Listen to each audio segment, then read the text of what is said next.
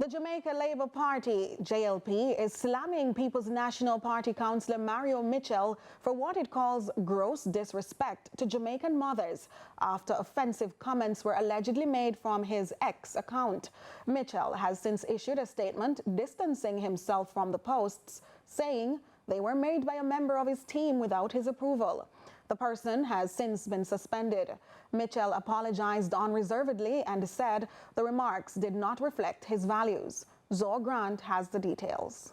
A storm of controversy is swirling around PNP Councillor Mario Mitchell after vulgar and offensive comments were posted from his official X account, sparking outrage from the Jamaica Labour Party and the public. The posts made in response to questions about drainage work in his division, in which the composer drew a comparison between the public drains, the enquirer's mother, and ended with a widely recognized insult. I'm just totally blown away by the fact that Councillor Mario Mitchell actually believed that someone asking a question as to whether or not drains were put in along a roadway that was rehabilitated, that the only answer he could give was that that person who was asking the question and the rest of us as Jamaicans should go do the vilest of things to our mothers. Political turncoat and JLP spokesperson Venetia Phillips blasted the post as despicable, accusing Mitchell of disrespecting every Jamaican, particularly women and mothers. She also took aim at the silence of PNP leader Mark Golding and the party's women movement. I've watched and waited the whole day.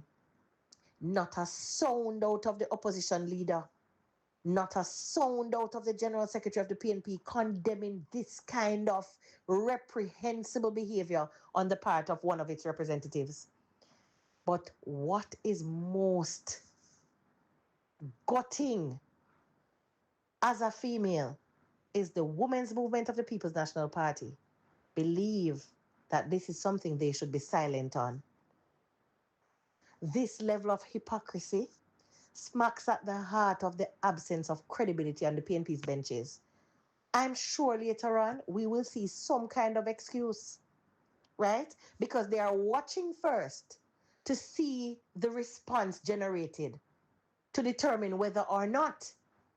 So they don't find this kind of behavior reprehensible, obviously. Mitchell has, however, since distanced himself from the comments in a recent post made to his X account. He claims responses were made by a member of his team without his approval. He says that person has since been suspended. He also takes full responsibility and apologizes to those offended.